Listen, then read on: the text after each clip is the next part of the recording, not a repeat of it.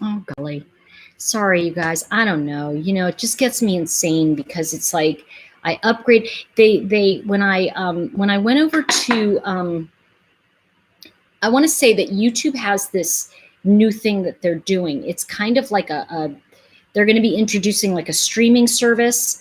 And, some people use like a way to stream through YouTube. I just go directly through YouTube. And I think that system is overloaded. And I think that's part of what's happening is I'm not really able to get through with the YouTube stuff. I really need help setting this up. If anybody knows anybody, let me know. Just message me because I'd love to have somebody walk me through putting this stuff on my YouTube correctly. Because what I need is like that. I guess it's kind of like a bridge. That thing where instead of going directly through YouTube, I need to be connected through another source, and that's what's going on with a lot of this stuff. So. Very frustrating. And I don't even know if you guys can hear me. I don't know if I'm back. Okay. Oh my gosh. Am I back? Am I back? Okay. All right. I want to kind of finish what I was saying about the alcoholism and stuff, but I don't know. Let me just see if, I will tell you, I just really, here I am. I do have Zoom. I don't know how to use it. I'll just have to do a tutorial on it. I know, Keisha, right? Okay. So what I was talking about was the idea that I think Fotis was a rageaholic, and that what we need to look at, when we do,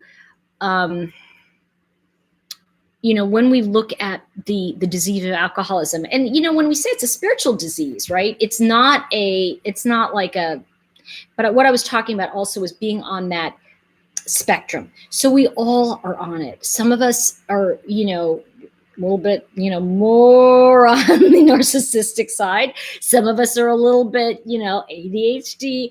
I really think that all of us have something.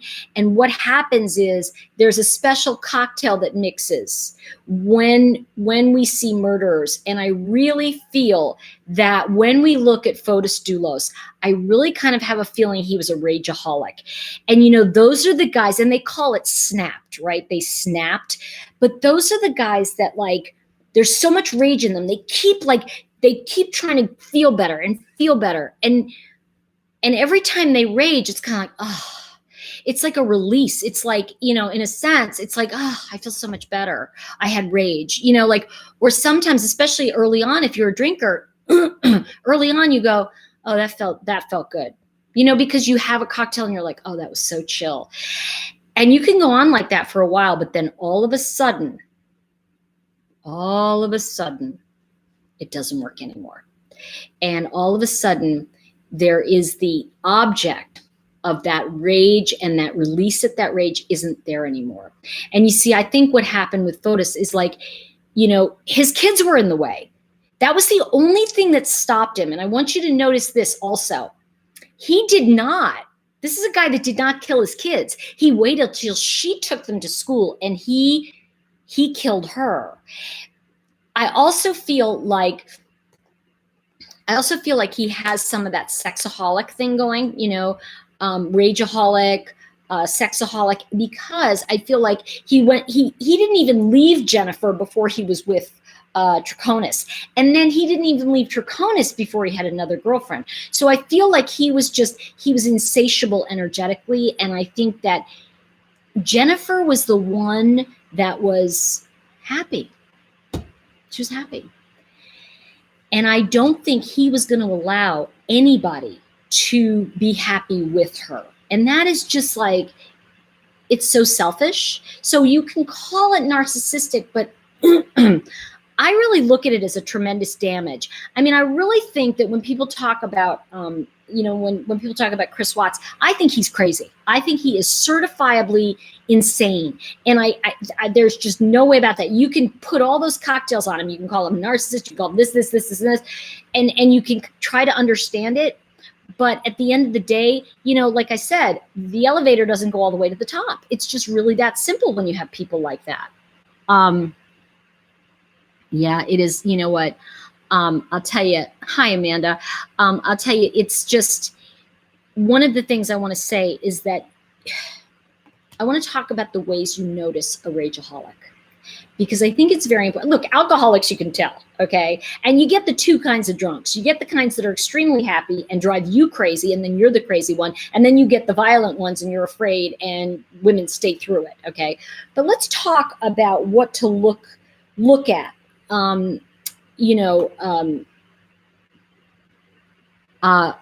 Carolyn, you're asking me a very, okay, straight up correct. Yeah, Watts is, but let's see. Okay, I want to get to first about the rageaholism. Okay, so let's talk about what you're going to look for with rageaholics, okay?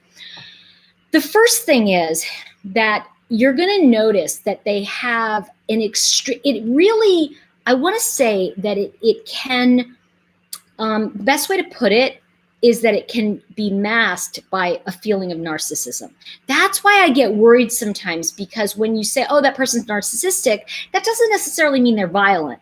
You know, they could be selfish and they could be, you know, all those things, and they want to verbally destroy you. But rageaholics, they will groom you for it. They will groom you. They are very, how can I put this? Very overwhelming. You know, like a narcissist, you know, how they say a narcissist will love bomb you, by the way. You know, I remember I was parking and this guy tapped my bumper, you know. He got out of the car and he went berserk on this guy, okay? Now, I want to tell you, that guy could have taken him. The guy was a big guy and he was like a littler guy. And I thought, uh-oh. And he was just like, you need to apologize. And I'm like, and the guy's like looking at him. He's going, all right, man, I'm sorry. You know, an accident, you know, nothing. There was no, when I say the guy tapped me, it was like, boop, you know, bumpers. It was like nothing. And I said, I looked at him, I go, babe, there's nothing. Stay out of this. I'm going to handle this guy. And I'm like, that was like a sign. And then another thing that happens with rageaholics, they will always pick a fight with you around a family gathering or around something that is, you are going to be making an appearance. Now, why do they do that? Well, first of all, I learned this because for a number of reasons, but one of the things they do is they get in the car with you, right? And I got to tell you, mine was like, I remember he was like, well, I don't even want to go to this. And it was his family's thing. And I said, well, then let's not go. You know, he goes, how can you say that? Do you see what I mean? Like the crazy making, right? But what happens is he was pounding on the car dashboard and he's going 70 miles an hour on the freeway. Okay. I'm like going, this is scary. And I go, you're really scaring me. You're really scaring me. And the thing about the ragers is they want to just beat you like they're beating the car. They want to just get all that out. And he started to go like this. I said, don't even think it. And he put his hands on the wheel. You know, and I remember thinking, this is it. You know, I'm going to die here. And I remember being so scared that by the time I got to his family's house, and it was the first time I met his family, I was just like sitting there like, I was trying to hold my hands and shake. And his sister, it was interesting. He went out in the yard and his sister said, so has he swindled you out of money yet? Listen, when the sister says something like that to you, listen, because they mean it. The sisters know. So I guess what I'm trying to say is that one of the things that, let me see. How do you highlight someone's name and make it look cool? I don't know how to do that. Okay. I don't know. I was surprised Fotis killed himself. I actually wasn't. Because here's the thing I want to say about Fotis Dulos, which this goes to the rageaholic, you guys. Alcoholics, rageaholics, drug addicts, they kill themselves. This is what happens. And you see, I really feel, and this is my intuition, I can't say that I'm right. Okay, this is just for conversation, just me saying it. I really feel that he had this rage. He knew what he did. And it was like He terrified himself and he killed himself. See, we can look at that as, oh, that's narcissistic, all of those traits. But you see, I lived with a rageaholic, okay? Ragers are really scary. I mean, I can live with, like, you know, my mom was a narcissist, okay? And, you know, I worked very hard on my stuff. So I get that. I get what that is. And I feel like this is someone who really, I think he killed her. I think he denied it because he was so ashamed. And I think he ultimately took his own life. Now, I want to say something about this. Let's look at this as a very, now, if you take it out, bear with me, take it away from the heinous crime he did in that sense. Look at it this way. She was a great woman. Okay. I want to say Jennifer was a great woman. This is somebody like, can't you feel that? Seriously, guys, don't you think she was great? She was this really great woman. And you could see the smile, you could see her energy. I think she saw goodness in him. And you see, unlike a situation where you're trying to fix yourself, I think she fell in love with potential. Now, when you fall in love with potential, that guy, and here's the thing, this guy had the disease of raging or alcoholism or what have you. You know, when we look at someone, and I'm going to use CW as an example, Chris Watts, he's just crazy. He's just off the chart crazy, okay?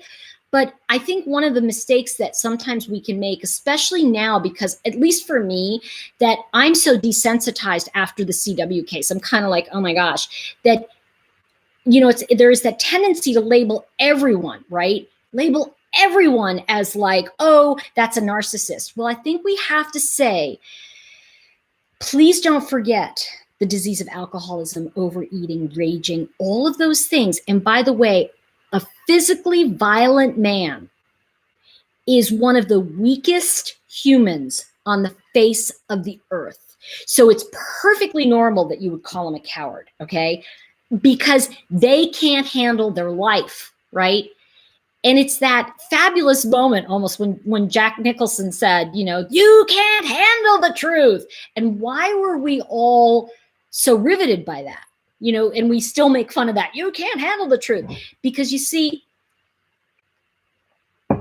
when a rageaholic is in their rage, right? We look at that and we go, are you off the wall?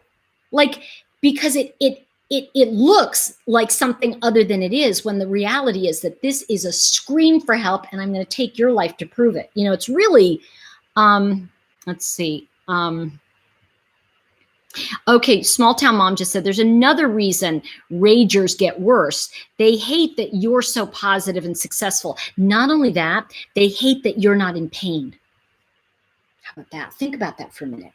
You are not experiencing the pain that they're experiencing. They are in so much internal spiritual pain, and they're so angry, like you said, Small Town Mom, that they are in such rage about it, that they can't understand how to stop this in their head. They can't understand how to, like, and because that's what happens too, is they know something's wrong. So they're able, right, to stop. Like, you know, when alcoholics are the most charming, wonderful people in the world. They really are. When they're drinking, not so much. But it's kind of like the old joke of like, well, when you stop drinking, and if you're a horse thief and you're a drunk horse thief, when you stop drinking, you're still a horse thief. So I think you have to look at the idea that that charm is still there. But the thing is that disease, it's the old joke of like, while you're inside getting better, your disease is outside doing push-ups.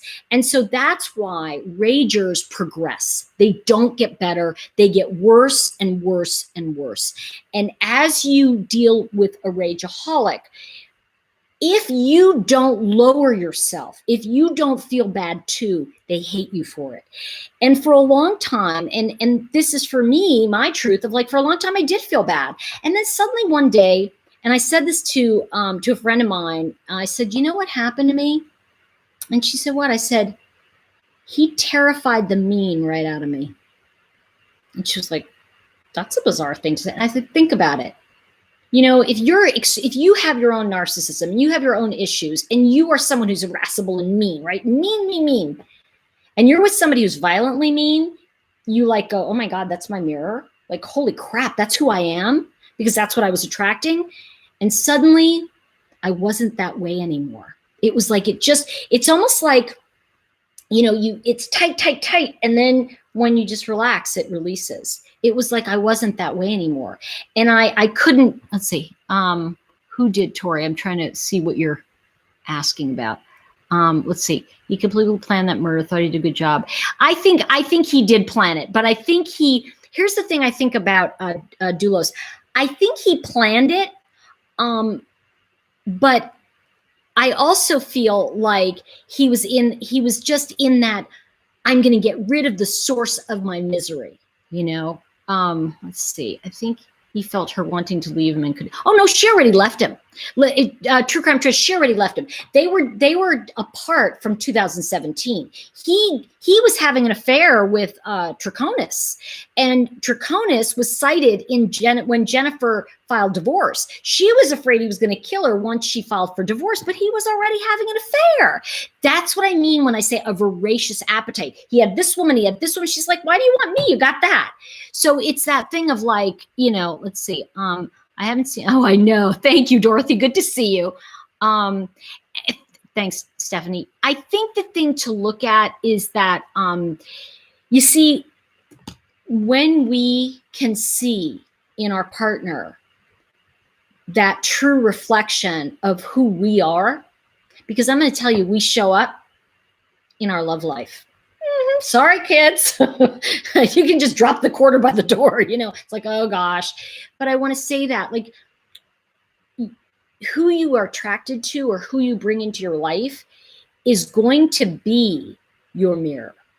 And, it's really interesting because, and I know that you guys have heard me talk about this a little, and I think, tell me if you want me to do a video on this. I was actually thinking about, how, like, what I've seen in myself, what I've learned from doing my, my Color Street, I think I have some up there, my Color Street side hustle, like who I've become, like how I've noticed cleaning up my own life. Like when you're in a situation where you're attracting new people in, or you have to socialize or what have you, you start to see who you are based on who's sitting with you and the people you interact with. If you want to know about your personal life, like people always say to me, how am I going to make more money? I go, well, tell me this. How are the 5 people closest to you, how are they doing with money? People go, what do you mean? I go, do they have a lot of money? Well, my friend Sue, she's broke. And they go through it and I go, yeah, because the 5 people closest to you are going to reflect to you your financial value, your internal value. Now, that's a whole nother thing about increasing value. And that is, to be really honest with all of you, that's why I started selling Color Street. I mean, I love it. I like the product.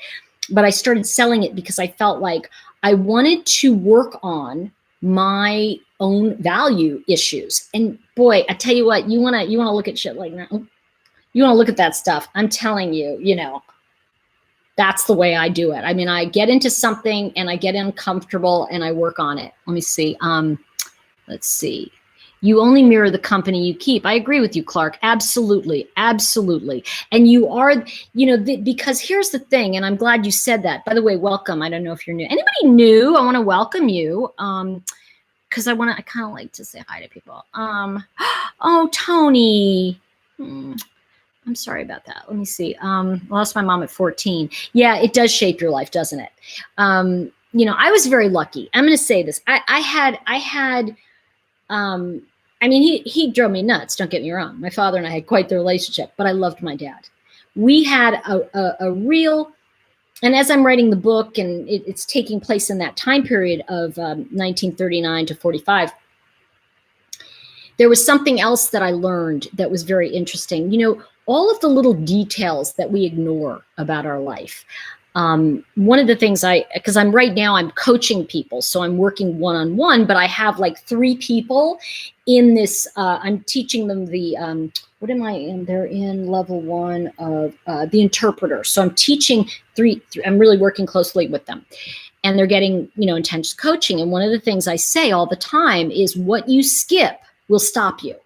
Skip stuff all you want, but you're going to have to come back at some point and get that lesson, and I always say, just if you don't understand it, keep going. It's more important sometimes that you keep going, because the thing that happens is when people say, oh, I'm stuck or I'm blocked, I really just say to people, a block is just a suitcase you haven't unpacked. It really is something that you have put there to protect you from being hurt. And I really feel like when we look at some of these criminals, and we really, and this is why I say there is a pathos to Dulos because of it. Listen, bullies, right? And I know, because I think we got a guy here. So, bullies are really weak, right? It's like, yeah, that Kathy, absolutely. And I think that's the thing that you want to get is that,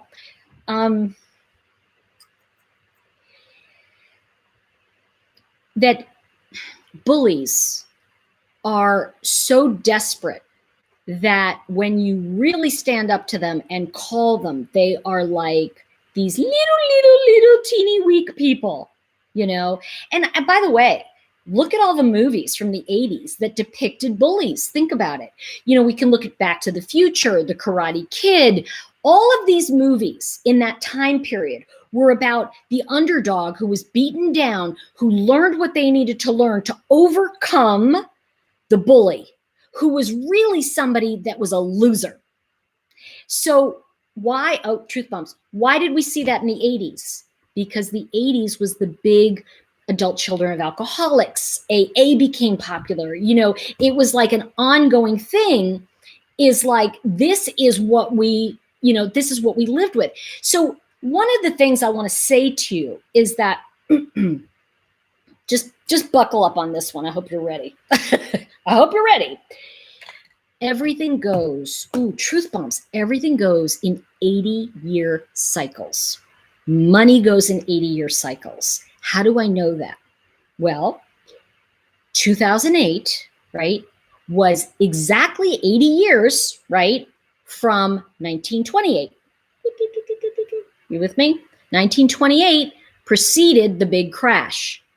So we look at the stock market, which was all of these people being dishonest in the market. So what was happening in housing? Dishonest in the market. So that 80-year cycle. And that's what I'm trying to say to people. Like, I've been doing a lot, as you know, a lot about looking at our history and putting that into what we're doing. Because I'm going to tell you something. And, truth bombs. And you guys tell me if you think this is spot on for you.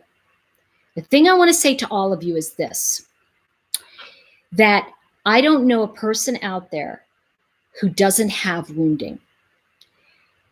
And the key to that life of working with that wounding, you see, those guys and gals who went to war in 1941, 1940, we're coming up on right now. We are 80 years ago, right? 80 years ago to 1940. Let's see, I don't have any rageaholics in my life, but I've run into them on the road. Well, there you go. Oh gosh. Okay. So here's the thing that you need to understand too.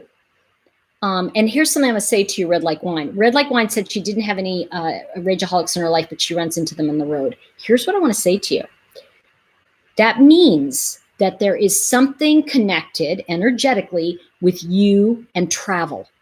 There's something about people coming or going, right, that maybe people acted outrage. And I'm going to jump into something here that maybe somebody in your life had a lot of anger around something to do with travel, being in a car. And I'm just throwing that out there as a thought. Okay. I want to just go to something I think, let's see. Hey, Jill, good to see you. Let's see. Okay. Jennifer's, oh yeah. Thank you, Carrie. Jennifer was a loving mom and wife, and he would have been jealous of her. I think so. I think it's not just jealousy. It's an inability to live with himself.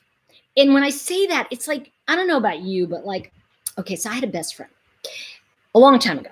And she literally said to me one day, I just can't be in the same room with you because I need to be the center of attention. And I went, okay. I didn't know that I was that. And I was like, well, I guess that's just who I am. And I remember my dad saying, forget her. You need to be around somebody that can handle you. And I was like, yeah, that's probably true. And there's something I want to say. Let's see. Stephanie just said something I want to look at here. Okay. Recently, I tried to encourage others to always be kind and respectful to one another. I almost got anger resented directed at me for saying that. I don't get it. And I'm going to tell you why they do. Okay, give me a second. Oh, you're fine, Blue Flame. Let's see. Oh, yeah. Okay. So I want to just address this because I think it's very nice, very true. When rage is met with logic, it cannot handle it. It was very interesting because I had somebody say to me, well, if you like this person, then you're this, and this, and you're an asshole. I can't believe I said that, sorry. And I said, I don't think that's true. I see that you see that, and I can say I can see that you see that, but you see, that is just intolerance and an inability to have a conversation. And they were like furious with me. And I said, you know what? This is really about you needing to learn how to communicate. This isn't about me and who I like or don't like. And the fact that you really want to just annihilate my individuality tells me that you never had a chance to make a mistake. See, I want you to get what I just said. You see, if you don't feel like quitting when you're doing something that you love, you're not doing it right. You're not doing it right. You must drop to your knees sometimes and go, I hate this. I can't do it. I think you guys were laughing last week. I told you I once I think I was in a class. I said, I once was like, I can't do this. I was having like major tantrum. And yes, I threw my computer across the room. That didn't go well. I had to buy a new one. So there you go. Okay. It is political correctness. And here's the thing I want to say is that, I don't really care what you think or not. I want to hear what you think, because sometimes I think it's interesting. Oh, that's interesting. Why do you think that way? Because I do. Well, I'm not trying to cross-examine you. I want to know what, and where did you hear that? And what is that coming from? You see, this is why history matters. I was trying to explain to somebody about McCarthyism and Joe McCarthy, right? The Red Scare. But you see, people don't understand that. Somebody said their parents were turning 80. I don't know who it was, but I want to go back to that. McCarthy happened in 1955. So we have not even actually he was early 50s. I want to say he was 40. Sorry, I got the dates wrong. 46 around. He came in right after the war. And by the way, this is when we say the Red Scare, that was really about our fear of communism, right? And our fear of anybody being communist. And there was a huge thing that was going on in our country. But let's talk about 1940, because we are now in that 80-year cycle. Itchy palm money's coming. Put it in my pocket. Okay. Always left hand, itchy. Okay. That's good. So here's what I want to say to you. When you're in that 80-year cycle, you must go back and look at 1940. You have to look at what was happening in 1940. All right. And what was happening was we were actually perched on the edge of war.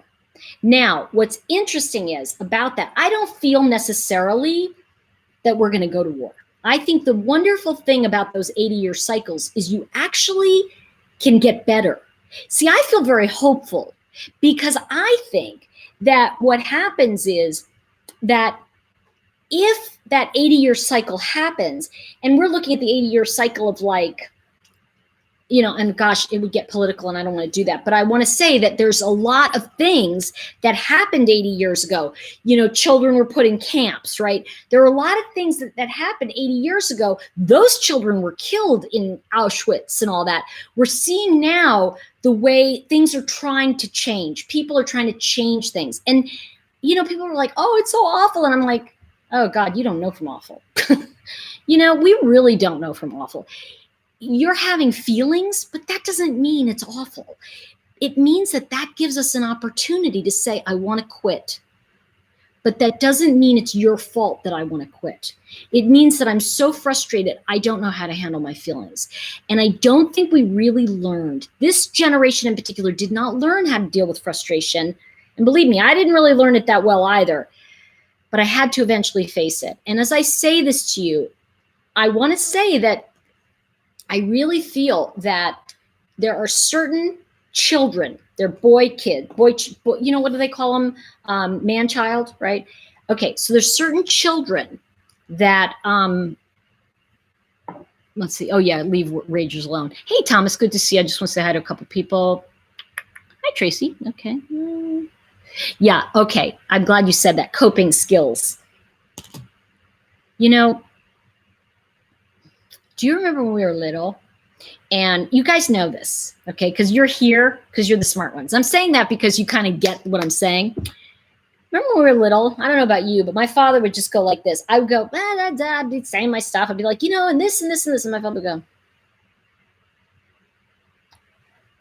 okay, I'm going to go get some. I'm just like, okay, I'm going to go. That was what we called nuance.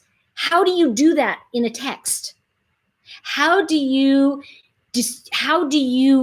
express yourself? Well, we've gone so far, we're doing hieroglyphics again. we don't even go like, you know, like these little things that are making faces, you know? And I think the thing is that there's going to be a whole generation of people that don't know how to spell words because they're so, you know, like abbreviated.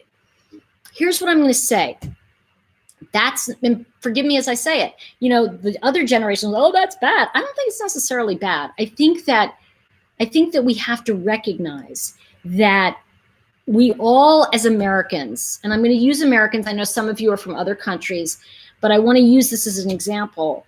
We are, you know, a melting pot. And we are not one nationality. We're not, you know, we're all these different things. And I said this about, you know, I was telling a friend of mine because she's in London and she was saying, I don't understand your healthcare stuff. And I said, you know, and I've said this to you guys before, part of the problem is that we are all different races. And so because we're so many races, like for instance, you know, Norwegians tend to get certain issues, right? And you know, different cultures have different weaknesses and strengths. So when we see our healthcare system, that's like everybody's got everything. So it's not like it's going to be easy to deal with all of these cultures and all of these different illnesses that come forward. So I think it's really important to, oh, Stephanie, you're so funny. Let's see. I live in the South. I grew up North. Oh, that's interesting, Jill. Jill, what's wrong? What? What do you mean? What happened? Jill, what's going on? I want to hear from Jill now because she's sick. I want to see. Okay, Kimberly said, Fotis and Watts both had good women and they both did not appreciate what they had. You know, Kimberly, I think it's deeper than that. I don't think that I think it goes back to, and forgive me, I don't know who just said it, but I think it's about coping skills. And I think it's about the subtlety. You know, because if I look at you like this, you know what that means. But how do I do that on a phone? What do? Take a picture of myself going, you know, and send it to you? We've missed the humanity in each other. You know, I said to a friend of mine, and he and I are very different points of view, right? We have different points of view. And this was several years ago about politics and ideas and things like that. But yet I have a lot of similar things. I just, you know, there's differences.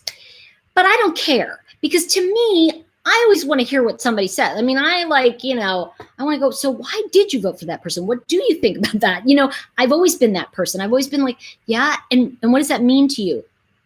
Well, I remember saying to him and I messaged him and I said, you know, because it was like getting this nasty, you know how nasties on Facebook can happen. And I just took all my stuff down and I said, it wasn't he and I, it was a friend of his.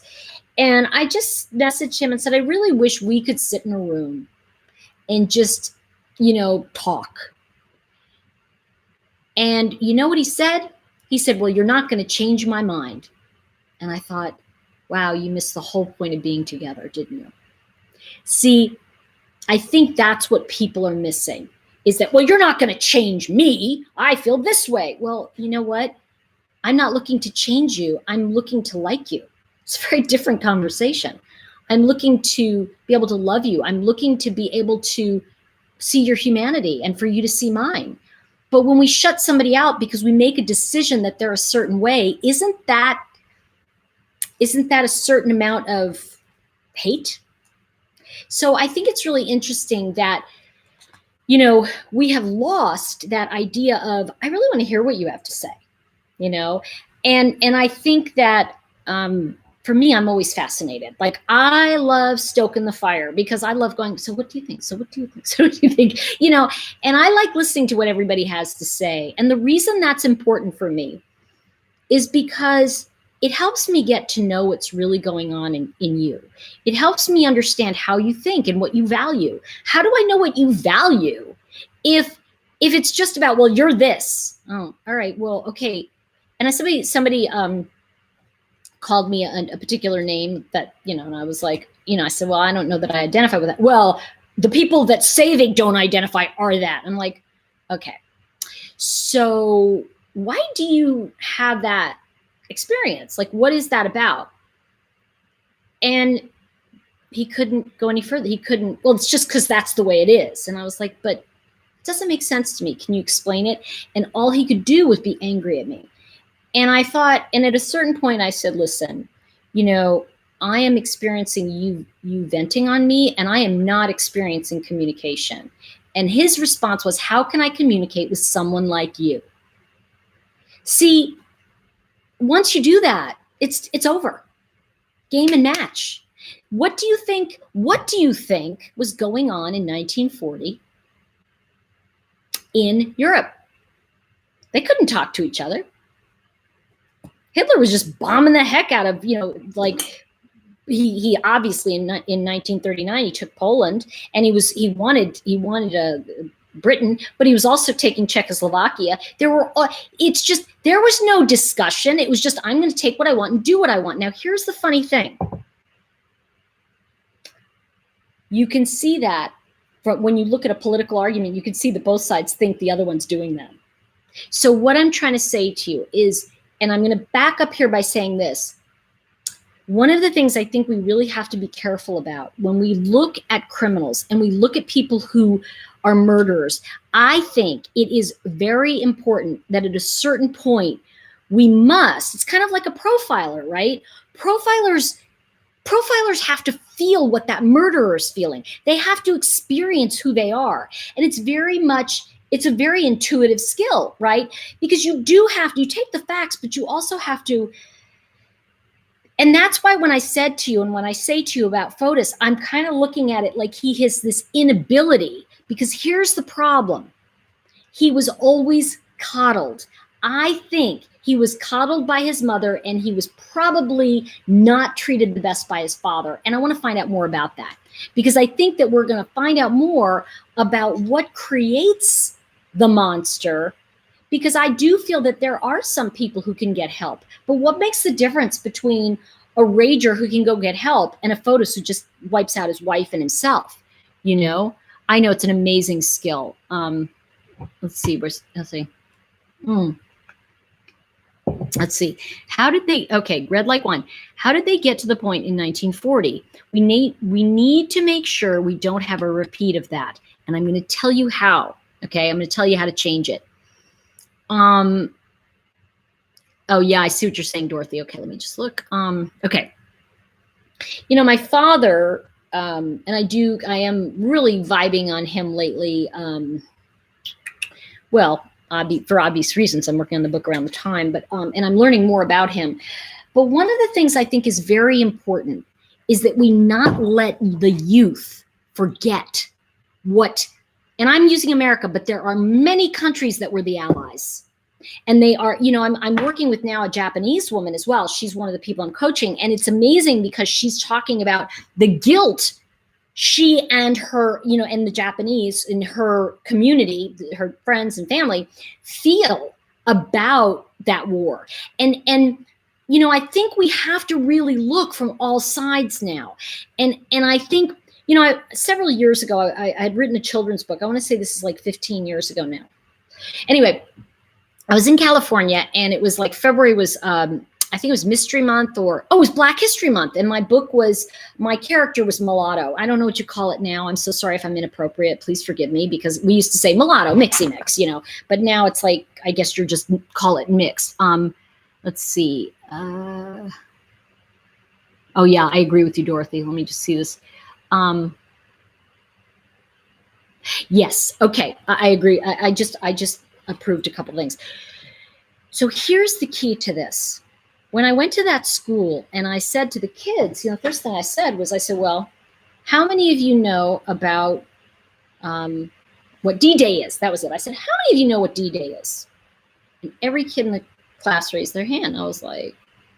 I said, okay. And I said, anybody want to tell us this? One young man stood up and he said, it was the day the Allies landed in Normandy to take back the continent from evil. And I thought, I want to know that kid in 20 years. He's going to be very successful. Because you see, when you understand what was given to you, there are Canadians who landed, Australians landed, the French underground and the Dutch underground saved our arses. I mean, even though those countries were taken over during the time, there was an underground in the Dutch were unbelievable. My dad even said we would not be alive right now if it wasn't for the Dutch, because the Dutch underground, he said, they snuck us through cities like you can't imagine. They'd go, the Germans are here, and they spoke English, so they would drag us. He said there were times we'd go under a window, we'd crouch down, and he said a derogatory name, and the Germans would be in there in a meeting, the high command, and he was like, and you got to see about 5 of us going under this with this little Dutch boy sneaking us out of town. And the thing is that we don't experience food rationing, the inability to have education. Education in those days, my dad said, most of those guys just crossed X's on their checks because they never ever learned to read and write. And what did the Army do? The Army said, we're going to teach you to read and write. My father never had a new pair of shoes until the Army. So what you have to understand is it wasn't just a war machine. It was a necessity that we go and help people. And you see, we had a common focus with many countries, and there was the Allies and the Axis powers. And I think I can really go into this another time, but I really want to, because I kind of want to stay where we are. But it's a very interesting, let's see, we get past the history by embracing, forgiving, accepting our ancestors weren't perfect, the hate and margins passed down. I agree, and I don't, I want to just say, I think there's truth to that, but I also, yeah, true crime, Trish, half my family died in the Holocaust. Yeah, exactly. I think that, and the thing that, what was it I was going to say about slaves that you just said? The uneducated, but there was something else.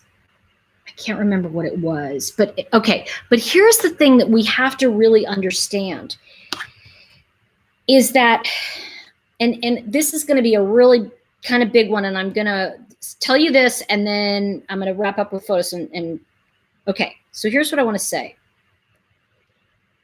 If you'll bear with me, if we all have a reason for being here, and if we look at, in my world, either God is or God isn't, right? So if you believe that something greater than you is guiding us, right? Sometimes it's all of this might be about the children of Fotis, and Jennifer. It may not be about them. It may be that these children have to have this journey on their own. And, what I want to say to all of you is that it wasn't that long ago that 12-year-olds were, picking cotton or hustling bubble gum. They still do it in Mexico when I was there. The children are selling stuff. So we have to remember that it's not that those are uncivilized countries. It's that those are countries that were not as fortunate as we were to have certain things that came to play. And one thing I want to leave you with, all of you, is I want you to remember this.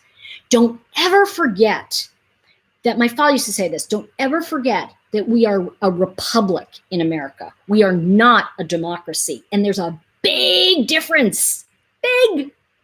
A republic is ruled by the laws of the Constitution. A democracy is ruled by the way the people feel at any time.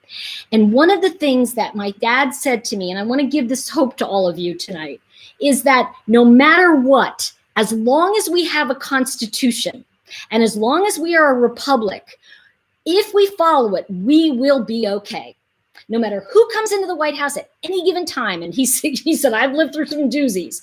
So the thing I want to say to all of you is that it doesn't really matter, because what matters is who you've become in the process of all this. Are you the person who can say to somebody, you know, I'm not going to live in that place of hate. I get that you have that feeling and I can't have it anymore. Like I can't go through that anymore. So for me, it's like I really have to disengage from a lot of that. So I just want to say, just really, there's a lot of, let's see, just have to be reminded, but God, we are hard nut to crack in terms of learning. Aren't we all, Emma? Aren't we all? So the thing I want to say is that everyone has trauma.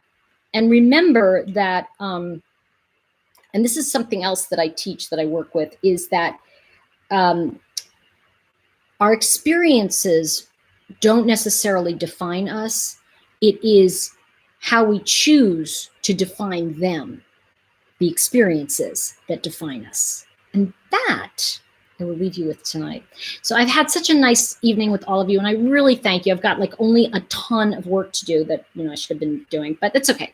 I want to be with you guys, and that's why I'm here. So much love, everybody. I want to really put out there also, if anybody knows somebody who manages a YouTube channel or can help me, I would really love that, because I am looking for somebody to help me. My mods are fantastic. I know they're not here right now, but gosh, I don't know what I'd do without them, and I'm so grateful for everybody. So if you know anything, just message me.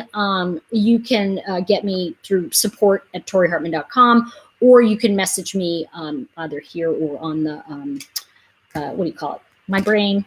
Yeah, if you're on my Facebook page, you can message me there as well. All right, everyone, thank you so much. Have a very blessed night. And remember, I just want to tell you all this. It might not get better, but you will. And that's the most important part. All right, have a blessed night. I will see you all very soon. Thanks for joining me. Bye for now.